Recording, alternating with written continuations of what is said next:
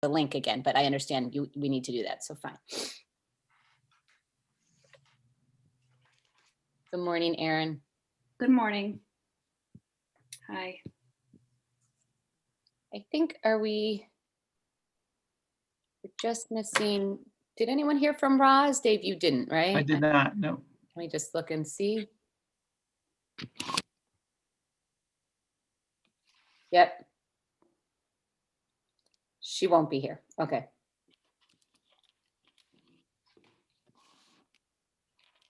I'm not good at checking my emails once the meeting begins, so she won't be here. So I think maybe we're all here, and then Crystal will be joining Dave, just if you want to look out. Okay. So why don't we call our meeting to order? And I'm the minute taker today, so we don't have to go through that. And then I will circulate that list again so we know who's next week. Or not next week, but next time. I think if we could just quickly approve the minutes, and then I hope you all saw that after I sent the agenda, Chad had said his friend Lucas could come and could talk to us a little about affordable housing and some of the ideas that they are using in Charleston, right? And we had all said that might be of interest. And since he could come today for about 15 minutes, I added him to the agenda. So I hope that is okay with everyone and you were able to see that. So I'd like to let him go first so then he can drop off. But before that, should we just quickly approve the minutes? Is that all right? Motion to approve. Okay. Second, Matt? Great, okay. All in favor? Aye. Okay. I'm going to assume, I can't see Erin, but I'm going to assume she's not opposed, or she would, yeah. Sorry about that. No, it's okay. I assume you're not opposed, right? I'm not opposed. Okay, wonderful. So with that, I think we should go ahead and turn to Lucas and Chad. Do you want to give an introduction? Sure. So I did a quick write-up, and Lucas is he's gonna hate it, but just kind of quickly talking about his work that he's pursued, and I just wanted to kind of highlight some of the points that I wanted him to talk about or discuss in the project today. So Lucas and his wife Rachel are the principals and founders of Boyd Architects practicing in Charleston. The work is primarily focused on residential projects, executing both affordable and high-end projects. And next year will be featured at Clemson University Architecture School, co-teaching a residential design studio. 2 weeks ago, I was down in Charleston visiting with Lucas, and he showed me a project that I found incredibly interesting. And when we look at the work today, I'd like to focus on 3 key points. The first is market flexibility, the possibility of marketing the project to different groups or phasing affordable housing units on and off the market as needed.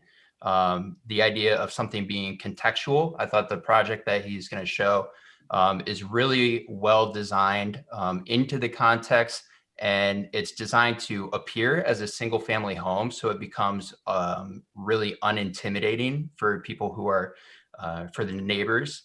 And then it also introduces new ways of living. And although Lucas is self-admittedly not a huge fan of the term co-living, this is something that in the world of architecture is becoming more and more common, and specifically in Europe is something that has been around for a while and is, started to move to the States, especially within the millennial generation and the young professionals now, is something that's pretty common. And so while the project he's going to show is very much geared towards Charleston, there are 2 specific demographics or target markets for the developer that was producing this project. The idea is that it just kind of opens our eyes to what the potentials could be and how we could reimagine affordable housing here in Madison. So I will turn it over to Lucas and let him share screen if he's able to. Yeah. Sure.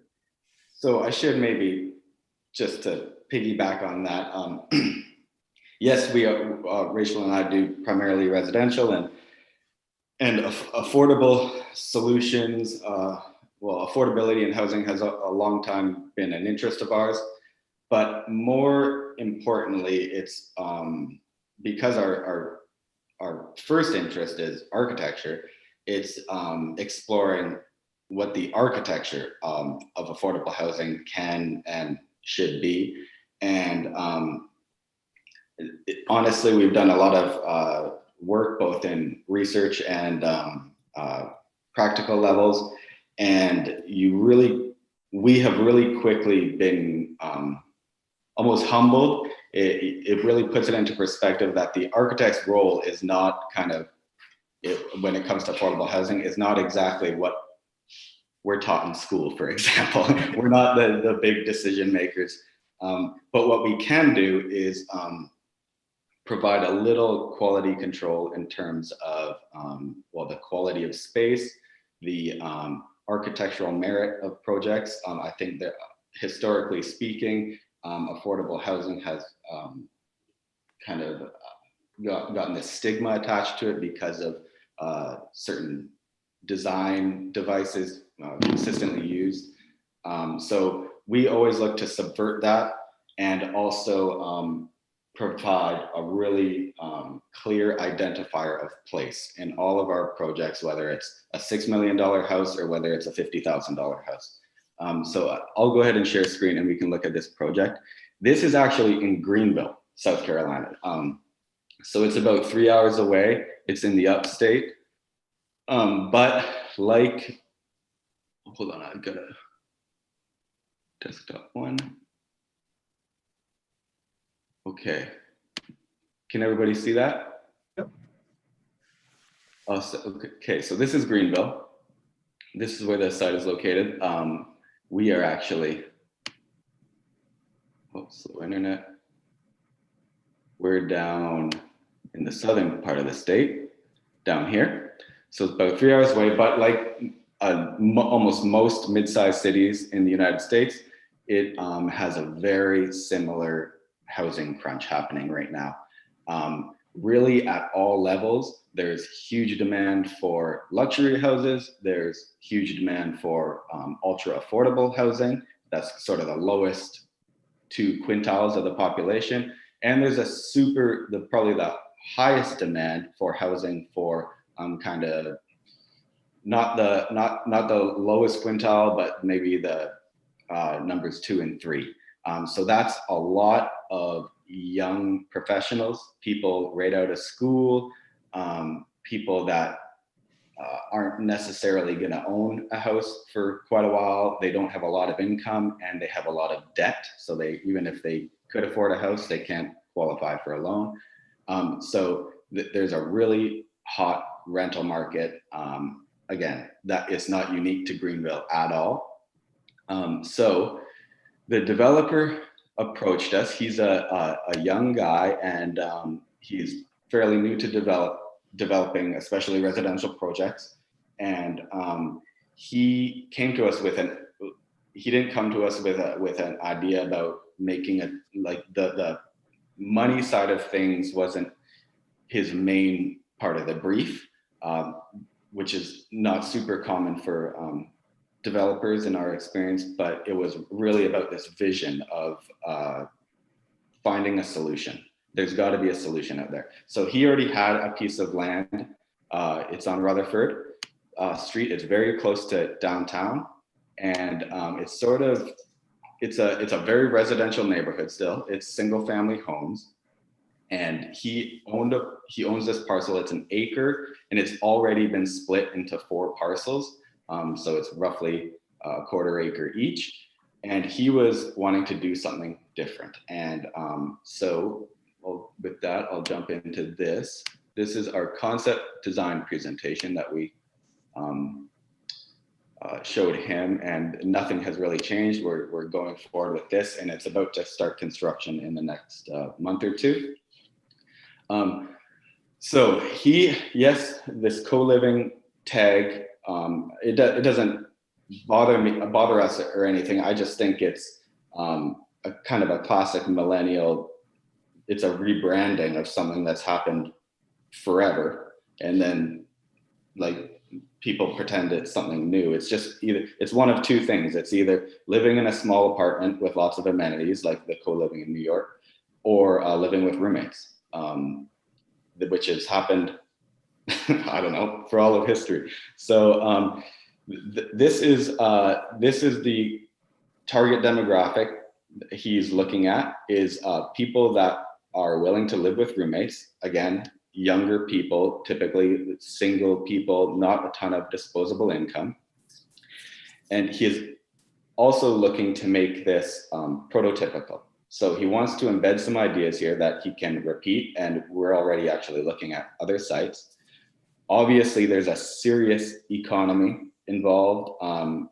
The whole point is that he is going to deliver something that somebody would typically rent for $1,500 a month in Greenville. He's going to deliver it for $1,000 a month, and it's going to be furnished. It's going to be a way better space. It's going to be a way more architecturally pleasing place to live. And as of in all our projects, we are kind of a tagline is we're unapologetically contemporary, but we are unmistakably of the place. We want our projects to fit in. There's a time and place for buildings to stick out, and that's not typically the kind of projects we deal with, especially when we're talking affordable housing. And you can see the first guiding principle is the big idea. So it's this masquerading MURB, and that's multi-unit residential building. So the big idea here is that 98% of America is zoned as single family housing. Why not figure out a way to introduce density there as of right? So that's no rezoning, no variances, no anything. And that's where architecture comes in. So it's, again, here in Charleston, around college towns, there's single family homes that people buy, they do modest interventions and then rent it out to students.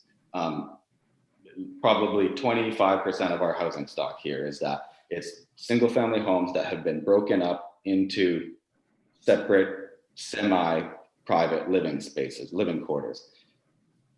This is basically doing that, except expecting that from the beginning. So designing for that.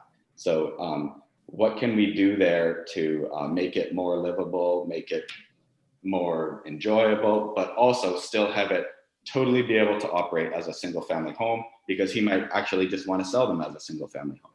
So this is your typical house. These are very rough, just diagrams. Typical 3,000 square foot house is maybe 50% kind of the more public functions, living, dining, kitchen, that kind of thing, and 50% private function, bedrooms, bathrooms, all that. So the brief on this was 4 houses, each equaling 3,000 square feet, but he wants 6 bedrooms and 6.5 bathrooms. So every person has their own private bathroom, and they share the living, dining, kitchen. So this is kind of an amended diagram, what we're going for. We want to keep the same amount of public area, but increase the private area radically, but not compromising anything. And this is a distribution diagram. We didn't want all the public functions over in one corner and then a string of bedrooms that looks like an apartment building where you have to walk down long corridors, and that creates a really kind of a hierarchy amongst the private suites, the furthest being potentially the most or least desirable. So we wanted this dispersion to be involved. And then the architectural device that we settled on is something we see all over the South, and that is the hyphen. We see it from in big giant mansions to little houses here in Charleston. And it's this little connector. Actually, it's a lot in Connecticut too. It's that little connector piece that connects the big house and either an accessory building, a wing, or whatever. And so that's a very familiar form here. And so that's one of the architectural devices we play with. Now, this little sidebar of videos here, is that blocking the screen? Or can you see the whole thing? I can see the whole thing, but you can actually, if you, you can drag your video panel around the screen if you need to. So if you need Okay. to move. Okay, so this is a little diagrammatic sequence that demonstrates our formal approach. So we start with that as just a single gable form, super cheap, super familiar. We introduce a hyphen to break it down, and there's two types we've designed, two types of housing. The first one takes that second piece and rotates it, and the second type just shears that second gable. And that is our two volumes that we deal with. And the reason we wanted two volumes in each is because it splits nicely into quadrants. So in this volume, for example, you can split down the middle, and then obviously there's two floors. So you have these four quadrants, four suites. And that means you're only ever sharing a floor plate with one other person. You're not going down a long hallway to and passing four bedrooms, four suites before you get to yours. And then the other volume is, again, two suites on top, and then the public functions on the bottom. And that hyphen that we talked about is the entrance and the vertical circulation. So that means you can enter into the building and go straight to your unit without kind of passing people, or it functions almost like an apartment building, except you're not passing a lot of suites before you get to yours. And it's the exact same for type 2, except it's just a slightly different orientation. And this is the parcel outline, and this is how they laid out on the 1 acre lot. And it's the shared driveway with all uncovered parking behind. So there's a street presence there. Ooh, that's pretty faded, but you can see it a little bit. So yeah, this is the shared parking, and this will be the kind of expanded parking. So one of the big things going on with this project is, yes, it's the whole point is that it's as of right, that we can just go build this without getting any, without having to jump through any really serious kind of administrative loopholes or anything. But there is still some kind of unquantifiable resistance going on right now, and that the developer is still kind of doing his politicking with it. But technically, we're totally allowed to do this. But one thing they are getting hung up on is the amount of parking, even though there's not really a limit to surface parking on a single family home, but he's working through that now. So type 1, that's the one with the rotated gables, looks like this. So you can see, yes, it's contemporary, but we introduced this little architectural expression, the dormer, which again, a very vernacular form. There's a 3-foot fence to create a private, kind of a semi-private front yard for each house, but also to block the headlights for the shared driveway. And this hyphen is that entry and the stair. This was the second material option, but here's a little closer view of that. So yeah, go in and you can go straight up or straight to your suite. In terms of plan, so this is the ground level. You can see all the more public functions. Enter here, go straight up, or go to one of 2 suites on the ground level. Now, I had mentioned that it was very important for him for these to be able to function as a single family home. And we're actually permitting these as, this is called the master bedroom. This is called an office. And then there's 3 bedrooms and a den, a quote unquote den upstairs. Just again, to not try to not ruffle any more feathers than we need to. So this one became the den. This is the upstairs. So again, very straightforward. You come up the stair and you either go past 1 suite to get to yours or go directly into one. These suites, one of the things we wanted from the beginning, and it's always an issue if in co-living or living with roommates, what people are willing to share and what people are not willing to share. So right at the beginning, we established kind of non-negotiables for each private suite. And that was at least a 12 by 12 space for your bed. Nobody's sharing that. Their own bathroom, their own closet, and then their own this plus. We called these suite pluses. We wanted one thing in each room that is slightly more. And that might be like, for example, here is a little galley storage area that could become a kitchenette. Here is a little living space. All the second floor spaces, suites have that little Juliet balcony. And then on the ground floor, of course, the plus in the master is a walk-in closet and a little flex space, a little built-in workstation here. So there's always that little plus just to make it a little bit more than a bedroom and a bathroom. In type 2, there's a perspective of type 2 is again, same exact thing, except a little shearing instead of rotating. There's another view of it. Plan, almost identical, just the orientation changes. There's still a master, quote unquote, an office, and 4 bedrooms on top. And there's a perspective of both, and you can see that shared driveway going to the back.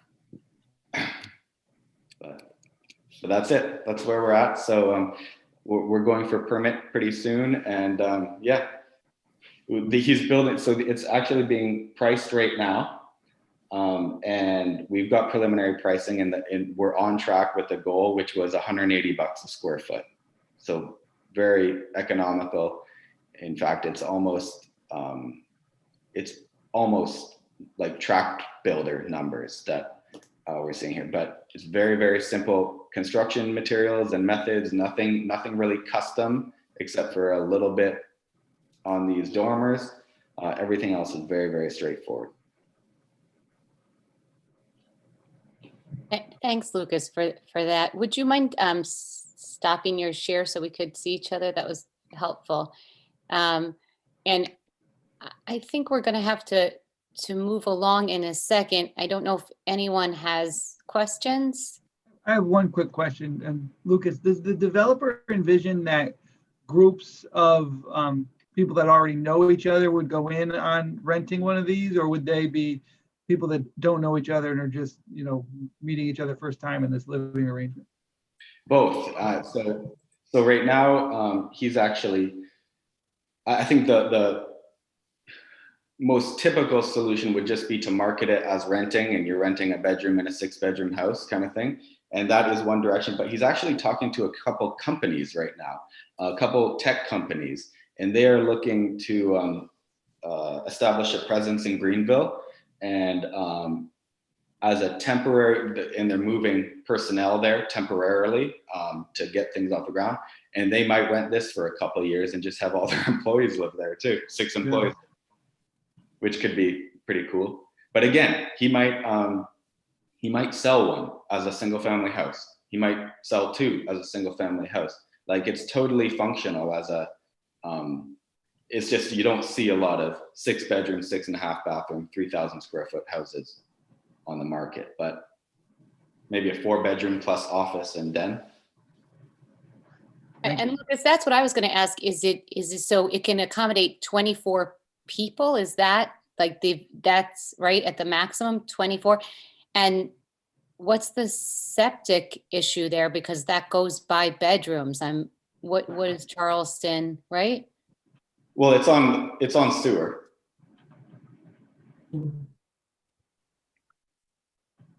I had a question when you were talking about marketing it as a single family house as opposed to more of a co-living. What were the differences in your target audience? In terms of who you'd market to as a single family house? Yeah. I don't know. We haven't talked about that with him.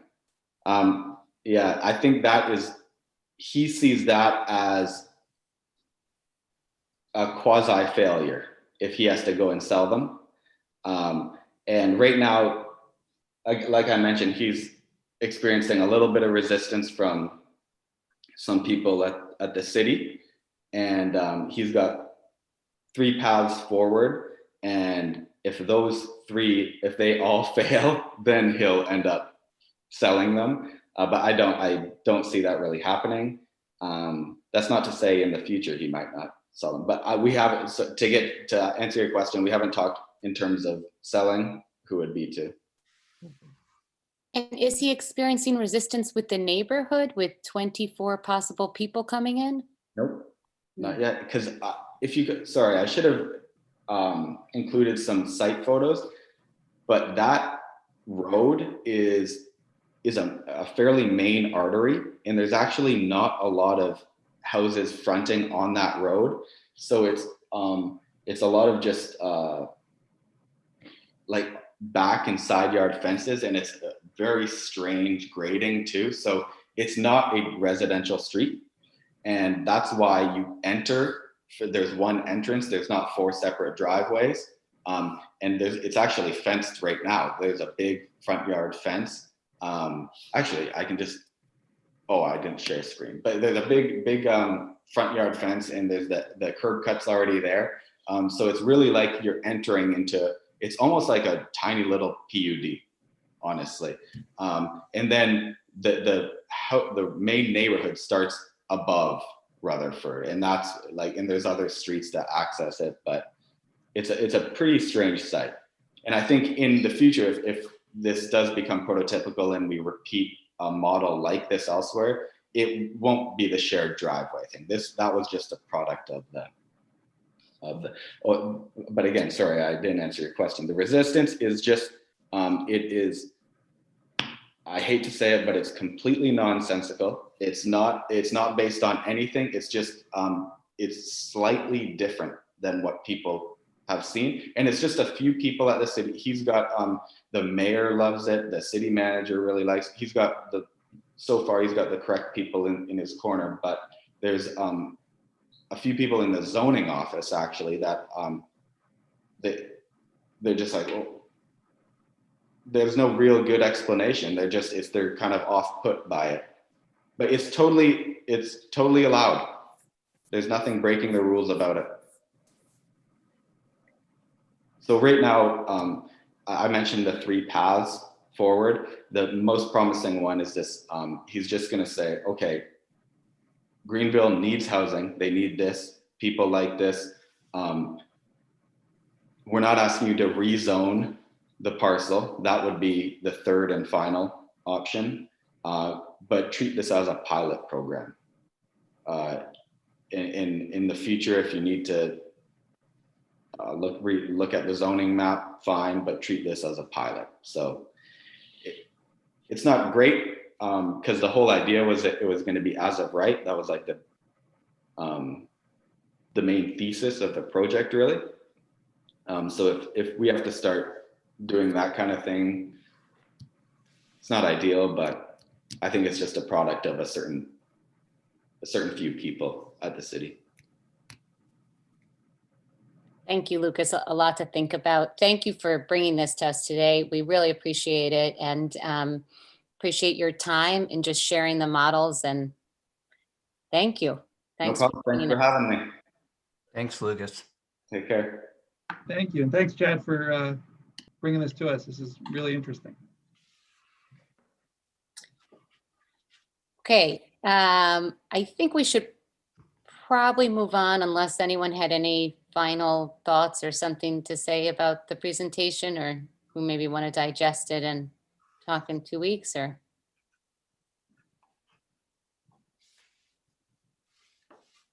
Okay, Did he mention anything about what he was going to look for as far as the rental fees would be, the costs of renting there? Would they be looking at fitting into an affordable housing?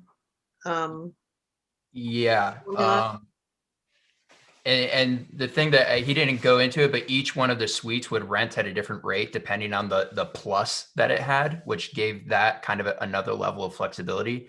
But at the beginning, I think he was saying they were trying to ballpark around $1,000 per unit, or per room, if you will.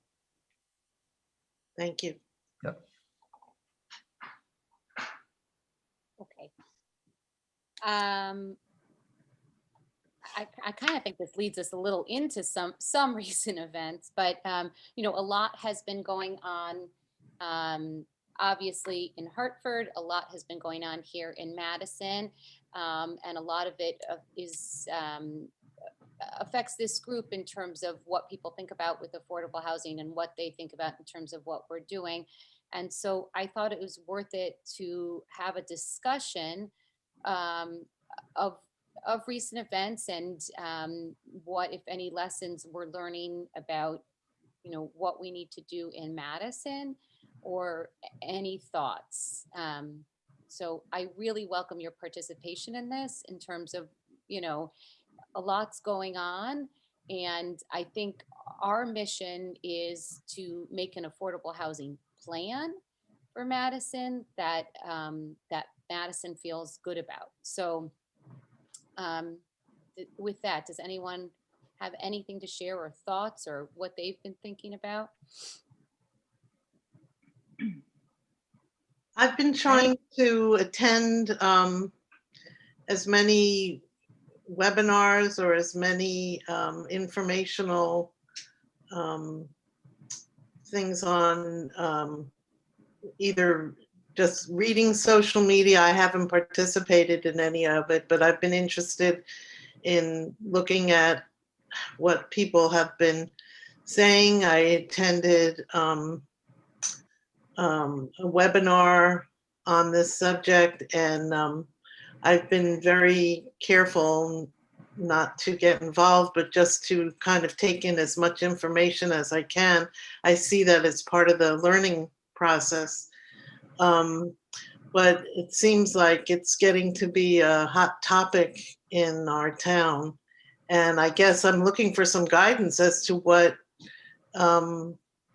is appropriate for us to do as committee members along these lines. Erin, were you going to say something? Oh, I was just going to ask if I saw something that that one of the bills died in committee, and I didn't know, Dave, or anyone else, it was the six, forget the number, but it's the fair share bill. Yeah, I did get a chance to look at that bill before it died. I spent some time looking at it, and it was interesting. It basically required towns to provide what they determined to be fair share, which OPM would and ultimately quantify, but it could be up to 20% of the existing housing stock. So in Madison, we have about 7,750 housing units. And so it would call for the development of an additional 1,550 over a 10-year period, which is a lot of housing. And it's projects that are not necessarily entirely affordable. So it could be a project with as little as 15% of the units being affordable that would basically kind of fall into this fair share program. And the way it worked, or the way it was suggested to work, was the town has to develop a fair share plan. And then that fair share plan actually had to have a court ruling associated with it to be valid. And it basically set everything up so that if the town wasn't progressing in their plan, or in some way was invalidated, it set up a very litigious process. So people that were within the town could sue the town for non-performance. Other towns could sue the town for non-performance. So like a place that has a lot of affordable housing, like New Haven or Hartford, could sue these other towns for not developing it. So it was kind of an interesting bill. But yeah, it's my understanding. It expanded the definition of an aggrieved party. So even a nonprofit or anyone could sue a town and have standing to sue. But that one, just to confirm, is that your understanding, Dave, that one is not, that's dead, right? That's my understanding. Yeah, I guess when these things die, though, there's always a chance it could come back. So I don't, I think. Yeah. But as it was written, yes, it's dead. Okay. So the other one is the 1024, or that's the other bill that's still going? Yeah, and I haven't looked at that one recently to look at if there's updated language. So I don't have a update on that one personally. Okay. To Sharon, An- would you like to share with the group what that is? Me? Did you say? Yeah, I don't know. I was gonna ask Dave. I mean, I've been listening to just generally the bills. I don't know which one goes with which, but the expansion of the aggrieved party was a concern to me. The additional requirement for the additional housing without any consideration of demand was a concern. So I'm happy to see that that's not something that's moving forward. I don't know. I did look at 1024 last night, but I mean it's long, and I don't think I could speak on it at this point. But Yeah. to get to Andrea's point, a question, I guess, I think I kind of view it as we have a very specific mandate, and that the noise you see on social media, which is typically devolving into tribal nonsense, is, something that I wouldn't participate in. And I think that there's a clear set of expectations for us to deliver a product by a certain date that is separate from what's happening in Hartford, really. And I think that getting involved in that, again, noise, devolution into craziness, I think we'd be wise to steer clear of that. And I think we could add greatly to, conversation and to an outcome that's very positive if we really stay focused. I mean, I couldn't agree more. Sarah and I were emailing back and forth this morning, and I made the comment that even if there was nothing going on in Hartford, our job is to come up with an affordable housing plan, because we need more affordable housing, and that's what we should focus on. Right. So I completely agree with you, Matt. And so I agree as well. And so maybe it's good that we just had this discussion that I think we just have to be mindful of what people are saying. It is a lot of noise, but it's a lot of noise that may come back if we're misunderstood. And to me, hearing the noise this past few weeks made me really feel like this is the time that we need to start talking to, we've talked about talking to stakeholders. I know we've made that Google chart, but in my head, there's two different, there's talking to the residents of Madison and hearing what they have the appetite for.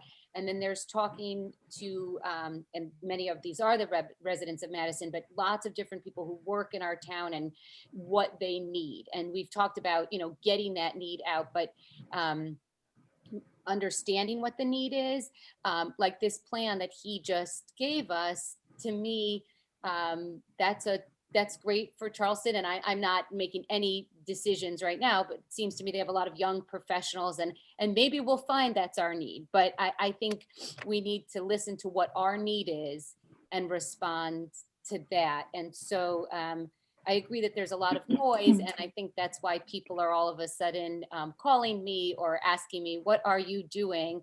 I think people are concerned about what we're going to have to do. But right now we have a plan of what we're supposed to do. And so maybe there's not much more to say about that except to listen and see what's going on, and to turn to our Google Docs and say, this is the time in the next month or two where we really gather as much information, because so far we haven't started to do that. Do people feel comfortable starting those conversations with people in the next few weeks? Mhm. Okay. So maybe we should just turn to that, and unless people have more to say about recent events or anything they want to share. Okay, so, we had made these three documents, and I do have next to hear the update on the consultant. It did occur to me as we were trying to write the questions, obviously with any survey, the way you write a question is gonna get you a certain answer. And I think at this point, we really want to do some information gathering. And so I don't know, I didn't look at I looked at them a few days ago, and I don't know if people added stuff after I've looked. But I don't know, should we start maybe with the list of people or the list of questions? Does anyone have let me say this, from a process point of view, we can't do the first interview until we know what the questions are that we're asking.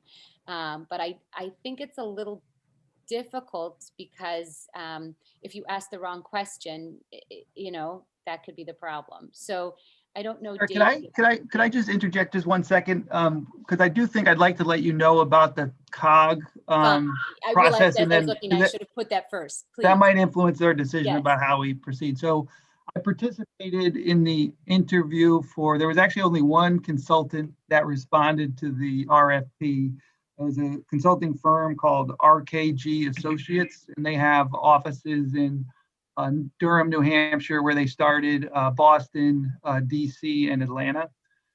And it was, the interview panel was myself, the planner from Guilford, George Kroll, and then the rest of the folks were all from the Council of Governments, and then David Fink, who came to our meeting, was on the panel as well. And so the consultant seems very capable. Their proposal actually called for grouping towns right away. And we were actually supposed to be grouped with Guilford, East Haven, and North Branford. And both myself and George, and actually all the COG folks said, we're not comfortable with grouping these towns, especially initially. We think, the goal is that we're developing individual plans for individual towns. And, I spoke personally because I used to work in East Haven. So East Haven and Madison, everybody knows, are very different towns. And I think the discussions are going to be different in both those towns. So I think grouping them together at the outset was a bit of a mistake. And so the consultant agreed. And I think the way it's likely to work is David Fink is going to take a very active role in the community engagement piece. And he's going to be working with the towns and, our committee specifically very closely, in terms of those community discussions. And the consultant is probably going to focus a little bit more on, working with us in some of the more data-driven approaches. So I think they're going to work together on the project. So David Fink, in my opinion, is available to us to come back at any time and give us some guidance in terms of engaging the community, and he'll take an active role in that. So in terms of presentations to the community and even surveys and things like that, he's available to assist us with all that. And so the timeline is really to kind of get going, later this month, early June. So they're geared up to start moving very soon. So depending on what we decide today in terms of approach, I think we should just be aware that David is going to be available to assist us and very closely in all of this. So. But I was impressed. I think the consultant is actually going to be really good, and the fact that the COG is willing to have David assist these towns really closely is going to be helpful as well. So. But to be clear, they're not hired yet. It's a matter, if they haven't signed the contract yet, because they're just negotiating the details about what they're going to do and what David's going to do, but they will be hired. Okay.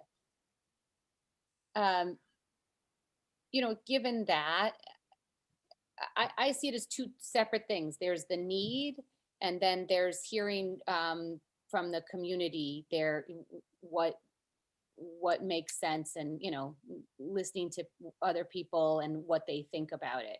And I don't know if we want to start with the need. I mean, it seemed in some ways I'd like to have David Fink here at the next meeting, and I'd like to have a final, a list of questions that maybe we could take out to people to start investigating the need. Does that make sense to people from a process standpoint?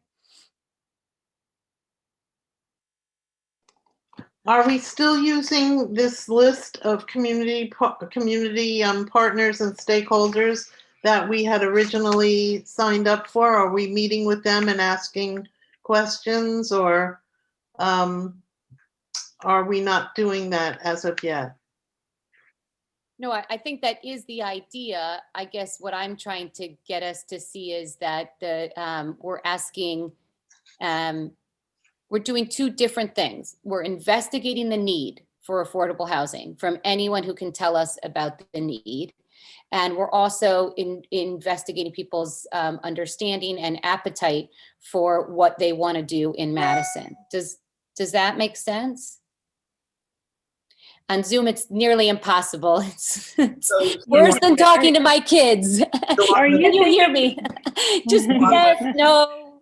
On the organizational front, so you have organizations and you have individuals. So the organizational front, if we go to the police department, the fire department, we're speaking to chief of police maybe, or the head of neighbor to neighbor, and we say, in your opinion, as leader of this organization, is there a need that you see in this community? That's from an organizational point of view. And then we have individuals maybe within that organization, or it sounds like Crystal could give us, 100 individuals we could speak to about the need for affordable housing. So in my mind, at least, there's that organizational head that's more kind of at this level, and then there's the more granular level that Crystal can give us, and that names could come out of the organizational level. Oh, you should speak to the guy, my employee who works in the whatever. So is that kind of what you're thinking, split into those two groups? And questions would be different for the organization as opposed to the individual, I would assume, correct?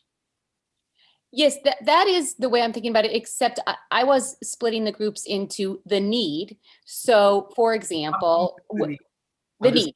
The people who work in the town, so you would be talking to the teachers and the library workers and people, that would be the need. And then you'd be talking to stakeholders in Madison, people who are invested in Madison, and hearing from them their ideas of affordable housing. Do they see the need?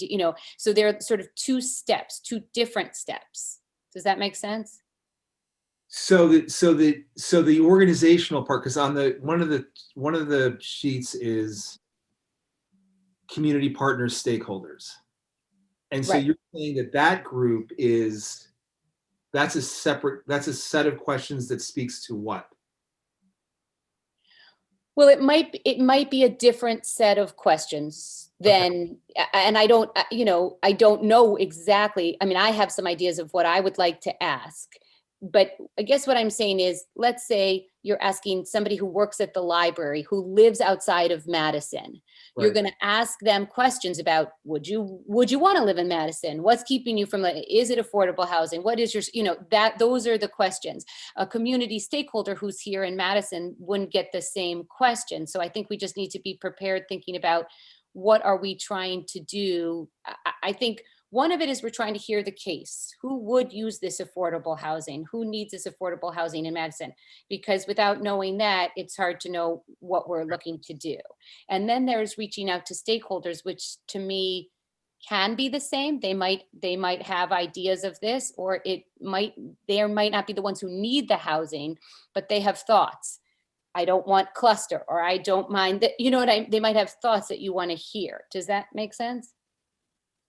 Yeah, sorry. So there's need, and then there's solution, right? I mean, I'm trying to Exactly. That's exactly how I would say it. Yes. So we can go to organizational heads, then we can go to individuals under a needs-based umbrella.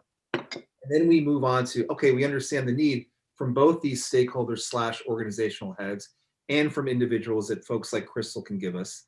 And then we move to and then what do you think the solution should be? Or, I don't know, but so I'm just trying to separate the two: needs, solutions. So, and I agree. And that's what I was trying to say, that I would separate the two, and I might invite David Finken in 2 weeks to talk about those questions. Sorry. Yep. Got it. Good. Do we also need to add a third component, which is exploring the opposition? So talking to people about, we all are in agreement there's a need. There are people out there who don't think there's a need. So kind of exploring and kind of going back to David Fink's idea of sort of debunking the myths. Do we want to spend time on kind of exploring what those points are of opposition, or do we want to just sort of move forward and say, we're just going to put on a very persuasive case about why it's needed? But will that come up in You know what the I'm saying? our conversations though with people identifying the need, won't we run into some people who say, no, there's no Right. need, right? I mean, Right. that's an organic outcome, I think, of our conversation, especially with, you go to the head of the Right. police department or whatever, that, no, why don't you think there's a need? Yeah, I think we just need to be prepared, because like even the questions that we have are sort of framed from the perspective that people are going to be on board with the idea, and the reality is some are not going to be, and so we're going to have to be prepared to kind of explore that with people, and so that we can shape a campaign of sorts that's going to be effective in sort of getting our mission across, I would think. I agree with that 100%. And that's why I'm trying to separate the need from and when I say stakeholders, I mean community stakeholders. So that can be people who really see the need and who are, supportive of this, and people, and listening to the opposition. I think I say this often, but the thing that I feel in Madison is, and anywhere, you have to listen to the opposition to understand what they're saying. And one thing David said, which is just going over and over in my head, is, this is a person's biggest investment, a lot of, and so this background noise that we're hearing, it's wise, I think, to pay attention to it. Wouldn't it be great if we could design something that 90% of the people said, I am totally behind this. And I think we have the ability to do that. So I guess for me, the first step is the need, because when you go to talk to community stakeholders, I have a sense of the need, I do, but that's not good enough, right? And so I think, what Guilford showed us with their talking to seniors, and maybe talking to people who are divorced, and maybe talking to younger kids, and talking to people in the community, then that when you talk to the opposition, you could tell them a little of, this is what we've seen so far. And that'll help us know what we are seeing. So to me, that would be the first step. And it doesn't have to take months and months. It could take a month of us going out and talking to different people and then collecting that data. But I think David Fink could help us shape those questions, because that's what I realized when I said, put your questions up. And I thought this was but as I read the questions, or as I thought of questions to ask, it's hard not to shape them in some way that's, biased. Does that make sense? I'm not I didn't study this. People study this for a long time, how to ask a question. Are we collecting this data through interviews to formulate a survey from this to be able to give out to people in Madison? I think a survey in the end makes good sense. But I think, this is our beginning discussion with people. So this is us. So we are individually going to go out. We're going to sort of divide and conquer, your thinking, and meet with these people we've identified, or are we going to have people come to the meetings, or a mixture of both? I don't know. Do people have thoughts on or that? do we not know? My opinion would be the initial outreach would probably be outside of this meeting, just because I think people will be a little bit more candid with their responses, rather than having it, recorded on a Zoom meeting. Yeah. And then maybe the second step is, if we do have people that we talk to that maybe we find that their input is really relevant and helpful, we could invite them back for a conversation with the whole group. That's why I was asking Liza about. I was just curious about their format, because like she sort of said there were like these workshops, like public workshops, which seemed kind of, and maybe I just, in my mind, I'm thinking of it wrong, but more of like an informal talking space. But I guess, is that sort of what our meetings are, or would that look different? I mean, we still have to follow all the same FOIA rules, right, Dave? Yeah. I guess the types of meetings that you could have for this type of effort are similar to the types of meetings you could have for like a plan of conservation and development. So there could be meetings where the whole purpose of the meeting is to get groups of people to discuss amongst each other certain topics and come out with kind of consensus remarks. And so, I don't know exactly the mechanism to do that, either through Zoom Yeah. or in these days, but, I think, that's one thing I do think David can be helpful with us, what types of formats does he think? Because I think, we don't want to just be talking at the community and we want community members to be talking to each Right. other. So we have Yeah. to figure out how to facilitate that at some point. I agree. I like the idea of an interactive kind of format, a friendly format. Right.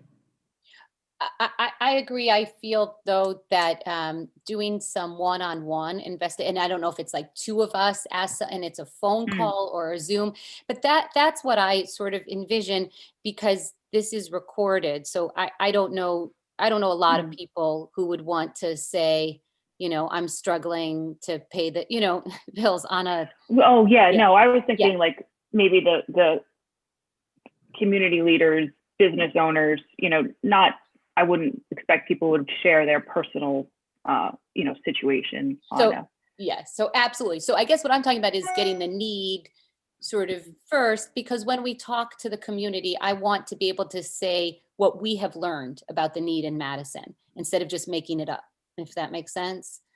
Yeah, well, I think, there's a need from individuals, but there's also a need from business owners. So if a business says, it would be really helpful to my business if my employees could afford a place to live here in town. So I think there's needs can be explored from various people.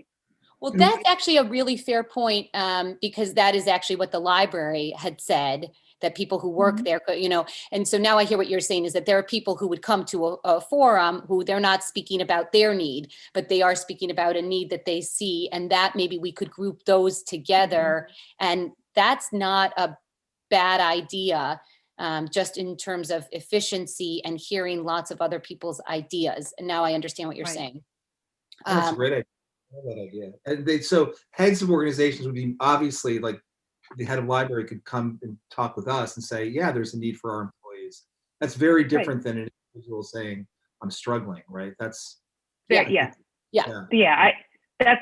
That's what I meant more of. I didn't mean people personally coming. Yeah. Yeah, no, But, that's you could talk to people at the beach hotel. We could have Clarity right in town, like Right. what are they seeing for their workforce as being the need? So now that you say that, I mean, maybe there's two paths right now that we start with. We have David Fink help us. We have to know what our questions are, right? Because if we don't know what our questions are, it's going to be hard. And we have some individual questions where we're going out and reaching different individuals. But maybe we start by having David next week, and then maybe in 2 weeks after that, we have like 4 of these stakeholders at a meeting and see how that goes. I just don't think in COVID we could have like a public forum where we just, so I think we'd need to invite people to a Zoom. Does that make sense? Well, as of May 24th, the Board of Selectmen is going to be having in-person meetings. So, but the attendance is limited to 30, as I understand it. So something to think about. Well, and we did talk about that at the last meeting. That okay. Maybe Sorry. we could have, that you're right though. I forgot, I wasn't thinking, that we're almost there. And so that could be something where we really identify some people. And then what David, you were talking about is that it'll be on Zoom for anyone who can't attend, right? Yep. Hybrid, yeah. That's a great idea. Do people feel like we might be ready to, we're listening to them. Do people feel we might be ready to do that in a month and identify maybe, 10 people we invite to that? And then knowing this is the first set, it's not the only people we're reaching out to. Does that sound too ambitious or sound right? Good. I think we could do. I think it's good. I think with David Fink's help to help work out some of the details, I think we could do it in a month. So Dave, is it okay if I reach out to David Fink and tell him unless you think you'd No, rather? I think that'd be good. I actually would encourage you to do that just as the chair. I think it would be good for you to have a direct conversation with him. Yeah. Sort of exactly what we're looking for, that if he would come next week, and what we'd really like to do is shape questions for individuals that maybe we would set out in the next few weeks, doing one-on-one or maybe two-on-one kind of phone calls and things like that. And then questions for organization heads and different people that we would have some kind of open forum, COVID allowed, that where we would have questions for them and we would invite them into this conversation. I like that idea a lot. Everyone go with that? Okay, It's great. okay, I will do that. I'm sorry, I see that we're at an hour. And I think, that sort of covered next steps. We didn't go over the list of people, but maybe given what we're doing, maybe we could focus on people we'd like to talk to who we think might have a need, and then focus on these organizations of who might see the need instead of longer lists of the stakeholders. Does that make sense? I think so. Sure. Okay. All right. Any other thoughts before we go today? Or anything you want to add? Thanks, Chad, for bringing Lucas in. I thought that was really Yeah. That was really good. interesting. For listening. It is really interesting, and it was pretty what he showed us. It was, He is but it'll be interesting to see what happens with them. I know. Yeah. Yeah. It can always go wrong at the last second, right? Well, again, it's such a good idea, and the whole idea, I think, was no transparency. Oh, yeah. And so I think we've learned here, transparency is what you need. And at the end of the day, people will know what you're doing. And so better to get buy-in than that's The developer, he didn't get into the details of it, but the developer made the mistake of lifting the veil of the project to some people he shouldn't have. And so that's essentially where the holdup came in. So. Well, when 24 cars were parked there, people were going to realize it. I mean, the ledges kept going through my head. It was like, it's better to have people, whether it's good or bad, it's just better to hear what your neighbors are going to say before you move in. So anyway. So All I right. was going to say that concept that he was talking about, not the design, but that concept is something that's sort of been happening in the space of individuals with disabilities living independently in the community. So in Westbrook, Vista working with a developer, developed a similar concept called Settlers Landing, which allowed for adults with disabilities to same idea of having separate living space, but communal public space for communal living space, kitchen, and that kind of thing. And I was working at Vista at the time, and there was a lot of opposition from neighbors. But that's something that we could put on our list to look at down the road. Yeah, I also think, I'm not a senior, but I think that could be attractive to seniors in the community too, especially those that know each other and might want to share some, share housing. That could be an option for them too. So the concept is really, it'll happen over time. It will. It's just a matter of people accepting the change. And the only thing I thought is it's the timeliness, who knew that he would do it during COVID, right? But that raises its own set of real issues for this kind of, it is a great idea. I just don't know how the, community feels about it during these times. So, but it's an interesting concept, and I think the fact that it looks the same makes sense. It's just you still want to tell people what's going on inside.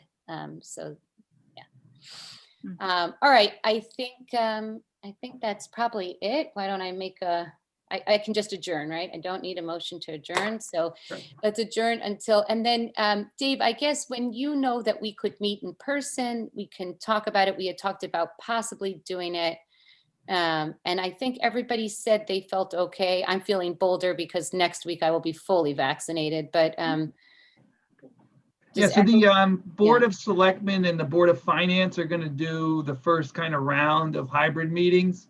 Fine. And we're hoping that the state gives a little bit of guidance in terms of how we can operate. So Sure. I think a June meeting in person is a likely possibility, especially for a board like this. It gets a little more complicated for public hearings and planning and zoning. Of But course. for something like this, we should be able to figure that out. Okay, Great. great. All right. All right. See Thank you all you. in 2 weeks. Thanks, everyone.